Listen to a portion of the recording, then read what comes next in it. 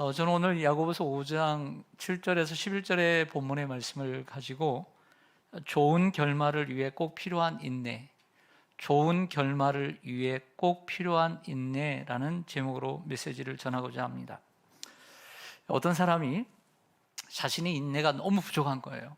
자신이 너무 인내가 부족한 것을 깨달았어요. 깨닫고 난 다음에 하나님 앞에 기도했습니다. 크리스찬이었나 봅니다. 하나님 앞에 이렇게 간절히 절실히 기도했다고 합니다. 하나님, 저는 인내가 부족합니다. 저에게 인내를 주시옵소서. 당장 주시옵소서.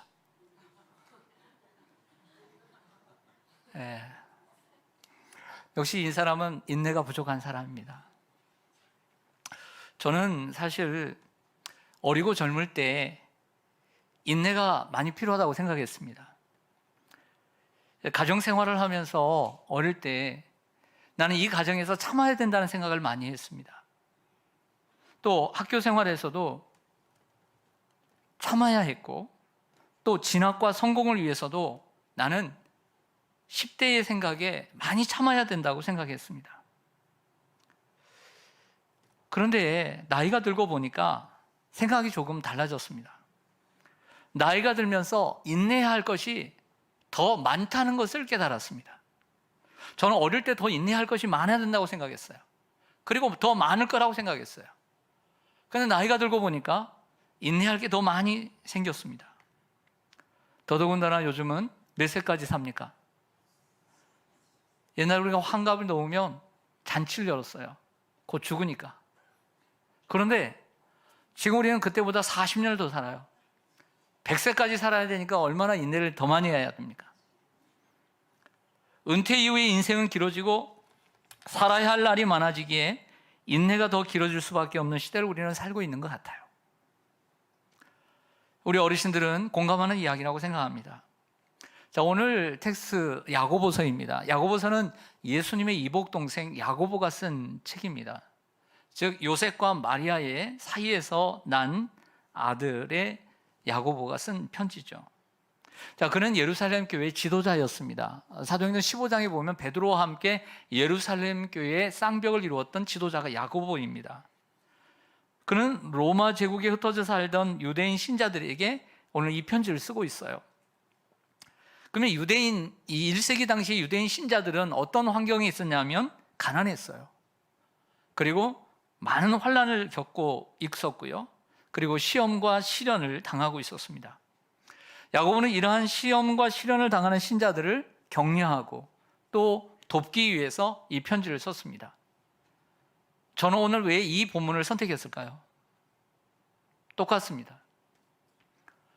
오늘 21세기를 살아가고 있지만 오늘의 현장 속에서 정말 시련과 시험 속에 그리고 가난과 환난 속에 있는 성도들을, 그 성도들이 몇인지는 모르지만 그 성도들을 생각하며 위로와 격려가 되기 위해서 오늘 설교를 본문을 정한 것이 저의 설교의 목적입니다. 타겟은 분명해요. 야고보는 편지 처음부터 사실 시험과 시련 그리고 인내의 이야기로 시작을 해요. 우리 야고보서 1장 2절을 한번 보겠습니다. 앞으로 넘기셔서 야고보서 1장 2절과 4절을 보면 내 형제들아 너희가 여러 가지 무엇을 당하거든 시험을 당하거든 온전히 기쁘게 여기라. 이는 너희가 믿음의 시련이 인내를 만들어내는 줄 너희가 알미라. 인내를 온전히 이루라. 이는 너희로 온전하고 구비하여 조금도 부족함이 없게 하려 함이라. 12절로 가보겠습니다. 12절로 가보시면 시험을 참는 자는 복이 있나니 이는 시련을 견디어낸 자가 주께서 자기를 사랑하는 자들에게 약속하신 생명의 멸류관을 얻을 것이기 때문이라. 저를 보겠습니다. 야고보는 첫 장부터 서론도 없어요. 딱 1장 1절 서론, 짧은 서론을 마치고 난 다음부터 시험, 시련, 인내, 또 12절에 시험, 시련, 이 이야기로 시작을 해요. 여러분, 그렇지 않습니까? 시작하자마자 시험과 시련이 반복되어 있습니다. 지금 우리도 힘듭니다. 힘들어요. 하지만 이런 생각을 합니다. 2000년 전 문화도 좋지 않고 환경도 좋지 않은 그런 상황 가운데 자유도 없고 신앙의 자유도 없고 가난한 그들 가운데 누가 더 힘들까? 우리가 힘들까? 1세기 당시에 성도들이 힘들었을까?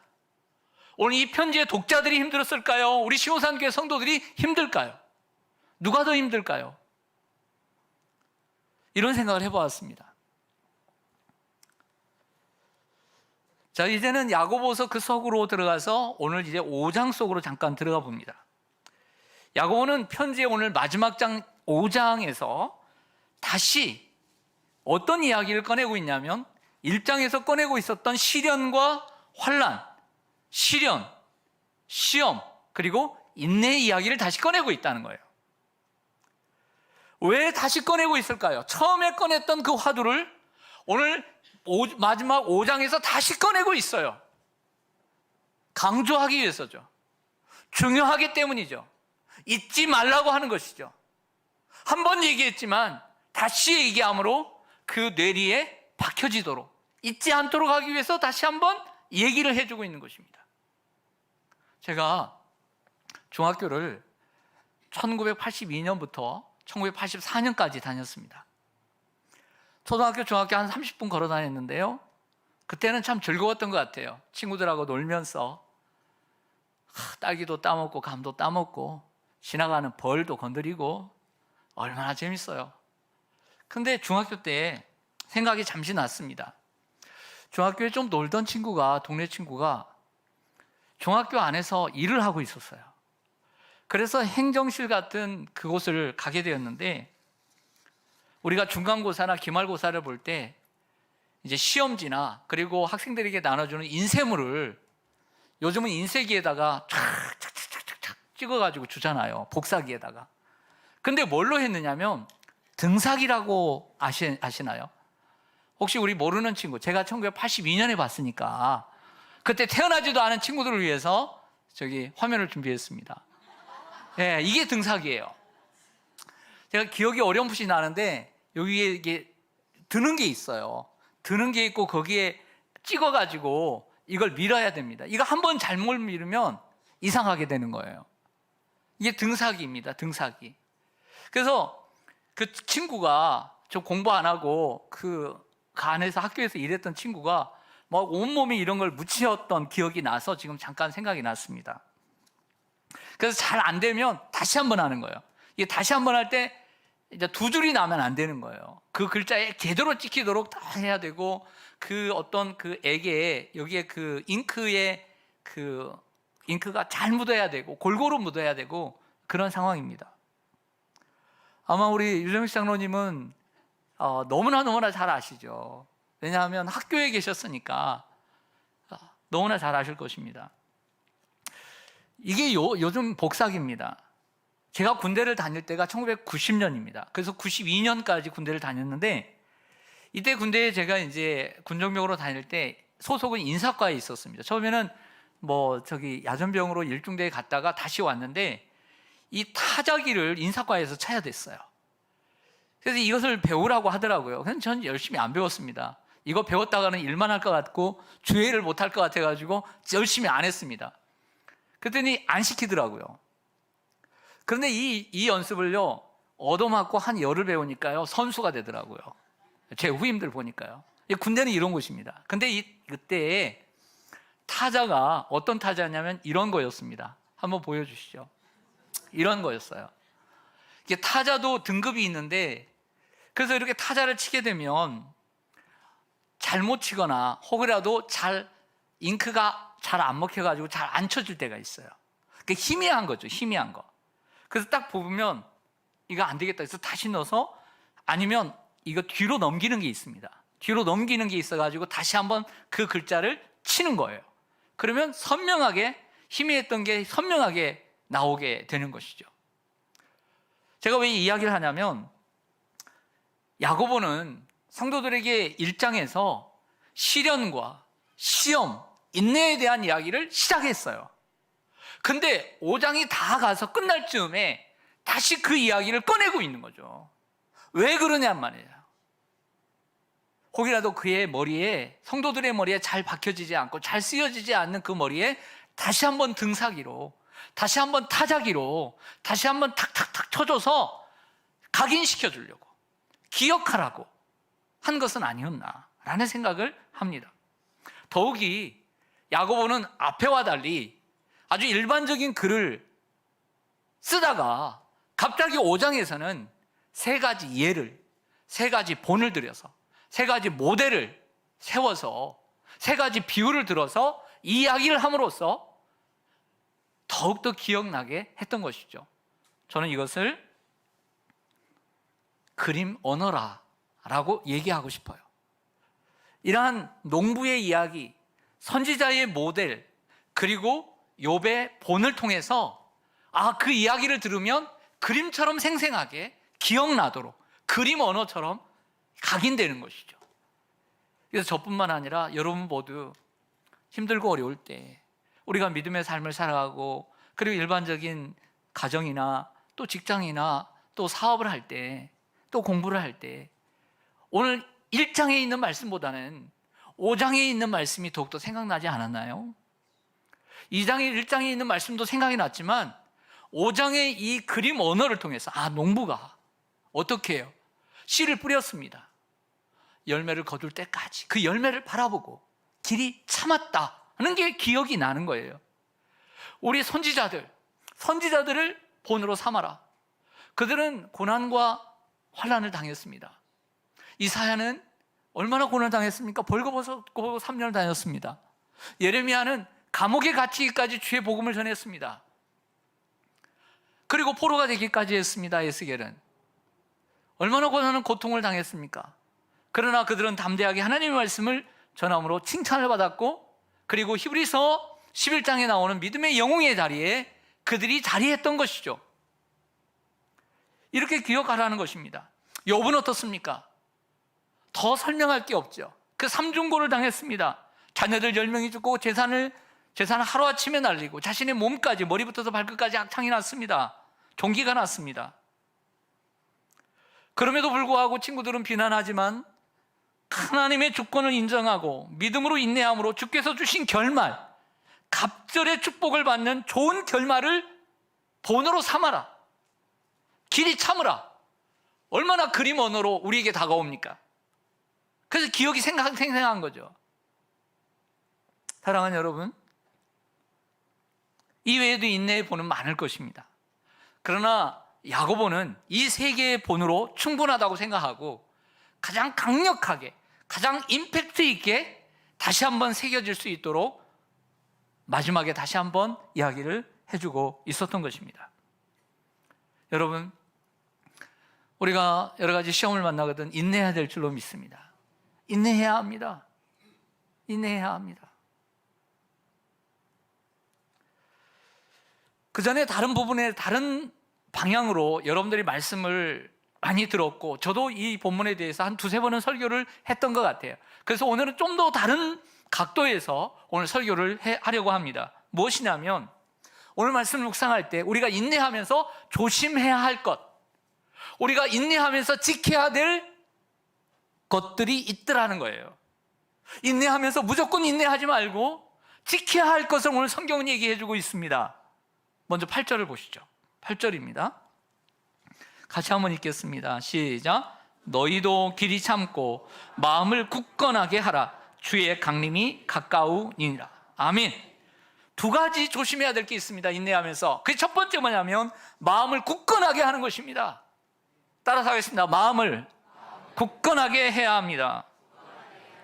여러분, 시험과 시련이 닥쳐오면 우리의 마음이 어떨까요? 여러분들이 원하는 대로 되지 않고 갑자기 잘못되었습니다. 갑자기 나쁜 소식이 들려왔습니다. 나에게 어떤 나쁜 영향력이 끼치게 되었습니다. 그때 무엇부터 움직입니까? 마음부터 움직입니다. 마음부터. 마음이 약해지기 나름입니다. 낙심합니다. 마음이 뚝 떨어지죠. 그리고 나중에는 일어서지 못하도록 절망하게 됩니다. 그러나 여러 가지 시험과 시련을 만날 때 우리는 마음을 지켜야 될 줄 믿습니다. 질병과 가난은 우리의 몸과 그리고 우리의 환경을 지배합니다. 질병은 우리의 몸을 지배하고 가난은, 실패는 우리의 삶을 지배합니다. 그러나 몸과 환경은 어쩔 수가 없어요. 질병 오는데 몸이 약해지죠. 내가 환경적으로 어려운데, 물질이 없는데 환경은 어렵죠. 뭐 풍성하게 먹을 수 있겠습니까? 자녀들에게 풍성하게 나눠줄 수 있겠습니까? 풍성하게 쓸 수 있겠습니까? 그건 어쩔 수 없는 것입니다. 병이 들어 몸이 아픈데 의사도 어떻게 못하는데 내가 내 몸을 어떻게 하겠습니까? 그러나 몸이 아파도 지킬 수 있는 게 하나 있습니다. 그것은 마음입니다. 할렐루야. 몸은 죽여도 마음은 죽일 수 없는 것입니다. 몸은 아파도 마음은 지킬 수 있는 것입니다. 물질이 내 환경을 엉망으로 만들 수 있습니다. 물질이 없으면 부부싸움도 잦고 자녀들도 불평이 있고, 그리고 더욱더 물질이 오면 나도 술주정뱅이가 될 수 있습니다. 여러분, 환경은 어려울 수 있어요. 그렇지만 여러분, 우리의 마음은 지킬 수 있는 것입니다. 우리의 마음을 지켜야 합니다. 마음이 약해지면 안 됩니다. 마음을 강하게 하고 담대히 해야 합니다. 환경이 어려워도 마음을 강하게 해야 합니다. 실망하거나 절망해서는 안 됩니다. 하나님께 소망을 품고 우리가 살아야 될 줄로 믿습니다. 환경이 힘들다고 가던 길을 멈춰서는 안 됩니다. 특별히 우리 그리스도인들은 어려운 일이 있고 내게 암이 찾아오고 내게 지금 부도가 찾아온다고 해서 우리의 믿음의 길을 포기해서는 안 될 줄로 믿습니다. 가던 길을 멈춰서는 안 되는 것입니다. 갱길을 잡고 뒤를 돌아본 자는 하나님의 나라에 합당치 않다고 했습니다. 가던 길을 계속 가야 될 줄로 믿습니다. 환경과 우리의 몸은 죽여도 우리의 믿음은, 우리의 마음은 지켜가야 될 줄로 믿습니다. 오늘 야고보가 얘기하는 게 그것입니다.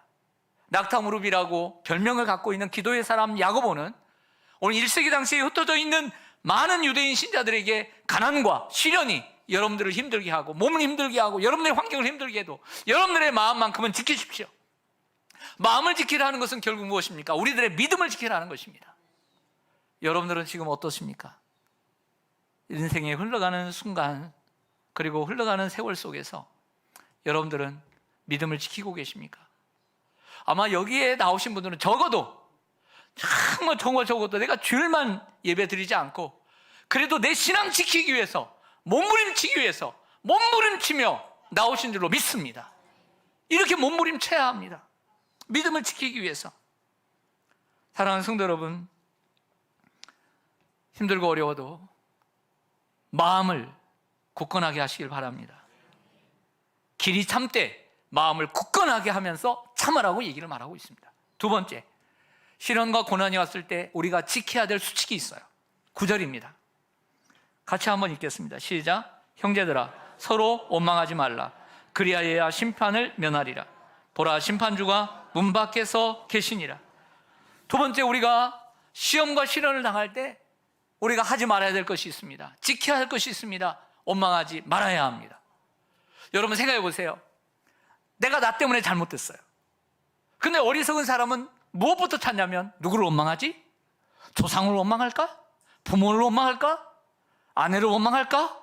자식을 원망할까? 이 시대를 원망할까? 원망하는 것부터 찾아요. 어리석은 사람은 자신이 잘못했음에도 불구하고 내가 누구를 원망해서 내가 괜찮다는 것을 보여줘야지, 나 때문이 아니라는 것을 보여줘야지 원망거리를 찾습니다. 아프면 원망의 대상을 찾습니다. 실패하면 또한 원망의 대상을 찾습니다. 누구 때문에 내가 이렇게 되었고, 누구 때문에 내가 이렇게 실패했고, 내가 누구 때문에 이렇게 망했다라고 원망합니다. 가까운 가족에게 가장 편안한 가족에게 불평합니다. 고난을 안겨준 사람들에게 복수하고 싶어집니다. 그날 시험을 잘못 보면 왜 그 아침에 미역국을 끓여줬냐고 얘기합니다. 여러분, 우리는 누군가를 원망하려고 하는 연약함이 있습니다. 인간은 죄성이 있습니다. 왜냐하면 죄라는 것은 언제부터라 죄가 들어올 때부터 남 탓하는 게 속성이기 때문입니다. 그 선악과를 누가 줬니? 내가 먹었어요 하는 게 아니라 저 여자가 주었어요. 그리고 하나님 만드신 저 여자가 주었어요. 죄라는 것은 원망입니다. 죄라는 것은 불평입니다. 죄라는 것은 남 탓하는 것입니다. 죄의 본성이 우리 안에 있습니다. 그래서 우리도 모르게 원망을 합니다. 잘못하지도 않았는데 막 원망을 합니다. 아내 탓, 남편 탓, 자식 탓, 부모 탓, 조상 탓. 우리는 연약합니다. 그래서 탓하기를 좋아합니다. 목회가 잘 안 되면 목사 탓. 또 목회가 안 되면 이 목사는 또 성도 탓. 이러면 안 되죠. 우리 자신 탓을, 내 탓을 해야 됩니다. 사랑하는 여러분, 나와 같은 고난을 당하지 않는 사람들에게는 질투를 합니다. 시기를 합니다. 이것도 원망입니다. 원망을 하려거든 자신에게 하고, 자신에게 책임이 없다고 생각되거든 하나님의 계획과 주권을 믿고 욥처럼 인내해야 될 줄 믿습니다. 욥은 누구보다도 고난을 당했습니다. 헬렌 켈러는 삼중고를 당했습니다. 보지도 못하고 듣지도 못하고 말하지도 못하고 그러한 인생인데도 하나님 앞에 감사하는 인생을 살았습니다. 왜 그랬을까요? 욥은요 삼중고를 당했습니다. 그런데 성경은 이렇게 얘기합니다. 욥기 1장에 원망하지 않으려고 하나님을 찬양했습니다. 하나님께 예배했습니다. 경배했습니다. 기도했습니다. 할렐루야. 여기에서 하나님 우리들에게 새로운 지혜를 주십니다. 우리가 원망하지 않을 수 있는 길을 주시는 겁니다. 그것은 하나님을 예배하는 것입니다. 고통 속에서도 예배하고 고통 속에서도 찬양하는 것입니다. 고통 속에서도 기도하는 것입니다. 이것이 우리가 이 원망을 하지 않을 수 있는 길인 것입니다. 자꾸 부정적인 것을 안 하려고 할 때는 긍정적인 것을 해야 하는 것입니다. 원망하지 않기 위해서는 감사를 해야 하는 것입니다. 찬양을 해야 하는 것입니다. 위로를 해야 되는 것입니다. 할렐루야.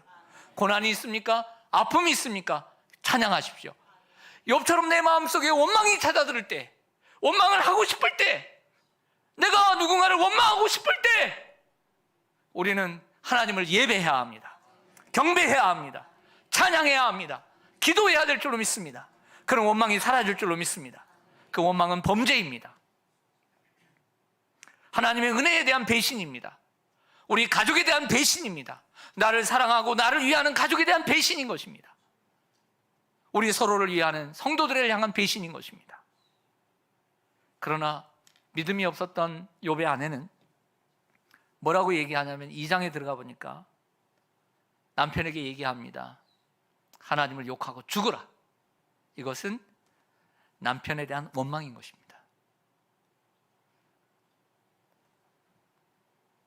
자기의 자식만 죽은 게 아니라 남편의 자식도 죽었습니다. 자신의 재물만 없어진 게 아니라 남편의 재물도 없어졌습니다.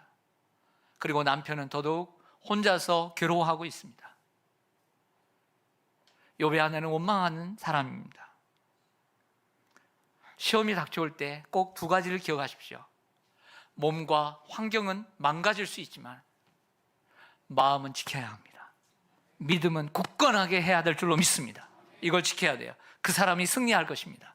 두 번째는 원망하지 말아야 합니다. 자꾸 원망하고 싶어져요. 내가 실패하면 누군가를 원망하고 싶어져요. 원망하지 않아야 돼요.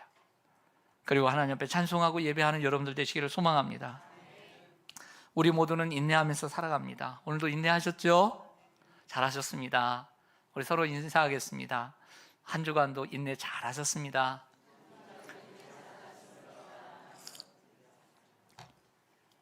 성경은 우리를 가리켜 경주자라고 얘기합니다. 믿음의 경주자. 주님 나라 갈 때까지 날마다 달려가는 경주자들입니다. 우리의 믿음의 선조들도 열심히 달려왔습니다. 걸어왔습니다. 우리 모두는 인내하면서 살아갑니다. 그런데 우리가 인내하면서 하나님께 질문 하나를 던집니다. 어떤 질문을 던질까요? 하나님, 내가 언제까지 인내해야 합니까? 이런 질문을 던집니다. 내가 언제까지 참아야 합니까? 이런 질문을 우리는 던지는 거죠. 그러나 오늘 성경은 그 답을 주고 있습니다. 오늘 그 성경은 답을 주고 있다는 거죠. 언제까지 인내해야 할까요? 어떻게 인내해야 할까를 가르쳐줬는데 이제는 언제까지 인내해야 할까요? 그것은 5장 7절입니다. 상반절 보시죠. 그러므로 형제들아 주께서 강림하시기까지 길이 참으라. 주께서 강림하시기까지. 5장 8절 하반절 보겠습니다. 주의 강림이 가까우니라. 아멘. 저를 보겠습니다. 여러분 답을 드립니다. 주께서 강림하시기까지 참아야 합니다. 주님이 다시 오실 때까지, 재림하실 때까지 참아야 될 줄로 믿습니다. 우주의 종말이 올 때까지 참아야 합니다. 그리고 개인적으로 내가 죽을 때까지, 종말이 올 때까지 참아야 합니다. 하나님께서 내 생명을 거두어 가실 때까지 우리는 참아야 합니다. 그것이 진정한 승리자입니다. 그게 진정한 완주자입니다. 또 작게는 우리가 문제가 해결될 때까지 참아야 합니다. 하나님께서 해결해 주실 때까지 참아야 합니다. 창세기 요셉은 하나님이 해결해 주실 때까지 참았어요. 애굽의 총리가 될 때까지 참았어요. 다윗도 10년 동안 도망다녔지만 하나님께서 해결해 주실 때까지 참았어요. 분명히 끝은 옵니다. 긴 터널은 밝은 빛을 우리에게 가져다 줍니다. 할렐루야. 그러므로 작은 일 앞에서 우리는 문제가 해결될 때까지, 하나님께서 해결해 주실 때까지 참아야 될 줄로 믿습니다. 그래서 성경은 얘기합니다. 인내하는 자가 복이 있다. 사도 바울은 죽음을 앞두고 디모데후서에서 그의 마지막 서신에서 이렇게 얘기합니다.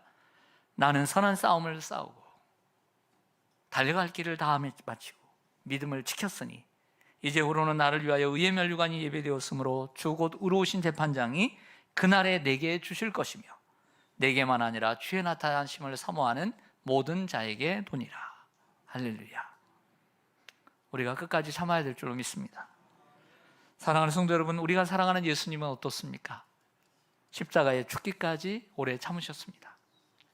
창조주이신 예수님이, 성자 예수님이 피조물들에게, 한낱 피조물들에게 조롱과 핍박과 온갖 고난을 받으시면서 참으셨습니다. 우리를 사랑하셔서 참으신 것입니다. 그러나 예수님은 마음을 굳건하게 하셨습니다. 마음을 굳건하게 하셨습니다. 그리고 누구를 원망하지 않았습니다. 저 나쁜 놈들 하면서 원망하지 않았습니다. 불쌍히 여기며 용서하셨습니다. 십자가에 죽기까지 오래 참으심으로 하나님께서 지극히 높여 모든 이름 위에 뛰어난 이름을 주시고 모든 무릎이 예수의 이름에 꿇게 하시고 모든 입으로 예수 그리스도를 주라 시인하게 하셨습니다. 그러므로 우리도 예수 그리스도를 본받아 길이 참아야 될 줄로 믿습니다. 주님이 물으실 것입니다. 우리는 묻는 거죠. 참으면서 하나님, 내가 언제까지 참아야 될까요? 저 남편, 저 자녀, 저 사람, 내가 언제까지 참아야 될까요? 이 사업 언제까지 참아야 될까요? 그러나 하나님께서 말씀하십니다. 성령님께서 여러분들에게 말씀하실 것입니다. 말씀을 통해서 말씀하실 것이고 기도할 때 응답해 주시고 환경을 통해서 말씀해 주실 것입니다. 우리도 예수 그리스도를 본받아 길이 참아야 합니다. 그것이 무엇이든 상관없습니다. 그것이 환난이나 곤고나 박해나 기근이나 적신이나 위험이나 칼이라 할지라도 우리를 예수 그리스도 안에 있는 하나님의 사랑에서 끊을 수 없기 때문입니다. 여러분은 지금 무언가를 인내하고 참고 있을 것입니다. 우리 1분단 여러분, 무언가를 참고 계시죠? 오늘 2분단 여러분, 무언가를 인내하고 계시죠? 오늘 3분단 여러분, 내가 언제까지 인내할까 생각하시죠? 우리 4분단 여러분, 같이 인내하실 것입니다. 그것을 놓고 오늘 기도하십시오. 오늘 말씀을 놓고 기도하십시오.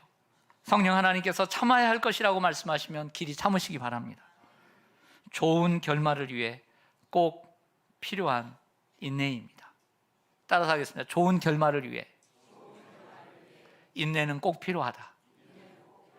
여러분, 좋은 결말을 원하세요? 여러분, 항상 작은 인내들이 작은 열매들을 맺지 않았습니까? 이것은 중요한 학습 효과입니다. 이러한 학습 효과를 통해서 우리는 더 참아야 합니다. 그러면 더 좋은 결말이 여러분들에게 올 줄로 믿습니다. 오늘 원치 않는 질고로, 원치 않는 사업의 어려움으로, 원치 않는 인간적인 관계 가운데 그 외에도 여러 가지 삶의 고난과 시련과 아픔과 그리고 취업의 현장 속에서 힘들어하고 아파하는 우리 젊은이들 참고 견디고 있습니다. 오늘 이 말씀이 큰 힘이 되기를 간절히 소망합니다. 다 같이 기도하겠습니다.